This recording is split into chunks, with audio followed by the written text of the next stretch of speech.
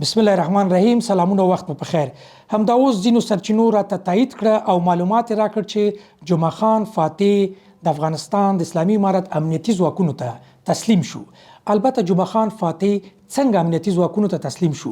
له څو ورځو راپدې خوا کله چې د جمعه خان فاتح له غیر قانوني کړنو څخه د خلکو شکایت او غږ پورته شو، امنیتي ځواکونه لاړل د نسي ولسوالۍ ته څو د دې هغه غیر قانوني وسلوال کسان چې دي له دوی څخه وسلې واخلي او هلته عدالت رامنځته کړي. خو هلته د جمعه خان فاتح کسانو پر امنیتي ځواکونو باندې ډزې کړې وې چې په نتیجه کې د افغانستان لوی درستیز ښاغلی قاري فصیح الدین فطرت دغه ولسوالۍ ته لاړ چې هلته دغه عملیات رهبري کړي او د جمعه خان فاتح غیر قانوني وسلوال لرونکي کسان بې وسلې کړي او د قانون منګولو ته یې وسپاري.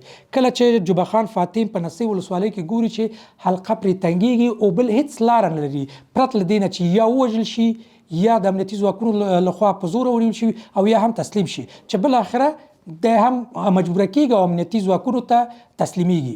البته د جمعه خان فاتح په اړه مخکې سرچینو ویلي وو چې په یو شمېر غیر قانوني کړنو په خپله ولسوالۍ کې دغه سیمه کې تورن دی چې په هغه جمله کې د خلکو د ځمکو غصب او په غیر قانوني توګه باندې د معدنونو یا هم د سرو زرو د کیندونو مسله ده.